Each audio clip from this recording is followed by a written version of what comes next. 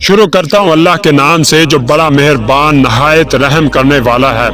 حضرت امام رضا علیہ السلام سے روایت ہے کہ خدا نے اپنے پیغمبروں میں سے کسی پر وحی فرمائی کہ صبح کو سب سے پہلے جو چیز تمہارے پاس آئے اسے کھا لو، دوسری چیز کو پوشیدہ کر دو، تیسری کو قبول کر لو اور چوتھی کو ناامید مت کرو اور پانچویں سے گریز کرو۔ وہ پیغمبر صبح کو اپنے مقام سے روانہ ہوئے، سب سے پہلے ان کے سامنے ایک بہت بڑا پہاڑ ان کو نظر آیا۔ سوچنے لگے کہ میرے معبود نے حکم دیا کہ میں اس کو کھا لوں تو کیسے کھا سکتا ہوں؟ پھر خیال ہوا کہ میرا پروردگار اس کام کا حکم نہیں دیتا جس کے کرنے کی مجھ میں طاقت نہ ہو۔ غرض اس پہاڑ کی طرف رخ کر کے روانہ ہوئے۔ جوں جوں اس کے نزدیک ہوتے گئے وہ پہاڑ چھوٹا ہوتا گیا، یہاں تک کہ جب اس کے پاس پہنچ گئے تو وہ مانند لقمہ کے ہو گیا۔ اس کو آپ نے تناول فرمایا جس کی لذت اتنی بہتر تھی کہ اس سے بہتر کسی چیز میں لذت نہ ملی تھی۔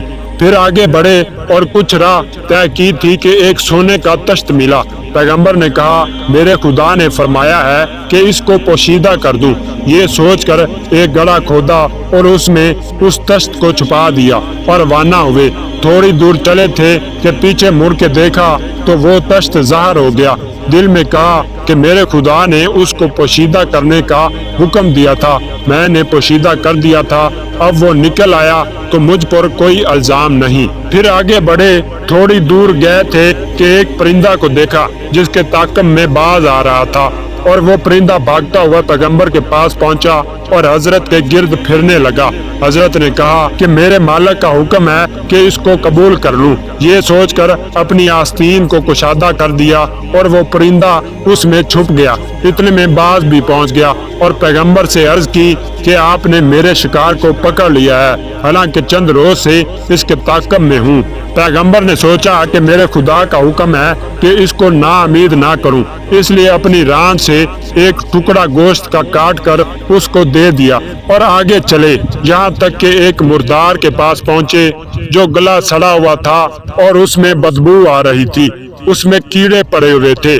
کہا کہ میرے پالنے والے کا حکم ہے کہ اس سے پرہیز کروں، لہذا وہاں سے بھاگ کر اپنے مقام پر واپس آئے۔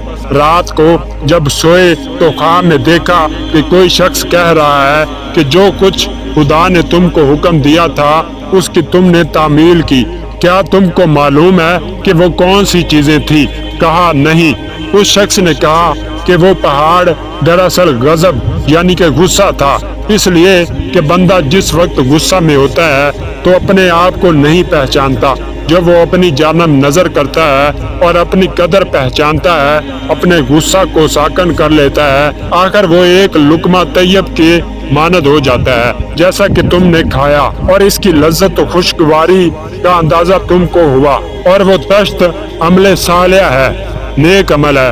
جب بندہ اپنے نیک عمل کو چھپاتا اور لوگوں سے پوشیدہ رکھتا ہے، بلا شبہ خدا اس کو ظاہر کر دیتا ہے تاکہ لوگوں کی نگاہوں میں دنیا میں اس کو زینت دے، اور جو کچھ ثواب آخرت کے لیے ذخیرہ فرمایا ہے۔ اور وہ پرندہ وہ شخص ہے جو تمہیں نصیحت کرتا ہے، تمہارے لیے مناسب ہے کہ نصیحت کرنے والے کی نصیحت کو قبول کرو، اور وہ باز اس شخص کی مانند ہے جو تمہارے پاس کوئی حاجت لے کر آیا ہو، لہذا اس کو ناامید مت کرو، اور وہ گندا گوشت صورت غیبت تھی، لہذا غیبت سے گریز کرو۔ تو دوستو میں امید کرتا ہوں کہ میرا یہ واقعہ آپ کو پسند آیا ہوگا۔ اگر یہ واقعہ پسند آیا ہے تو ویڈیو کو لائک کر دیں اور چینل کو بھی سبسکرائب کر دیں۔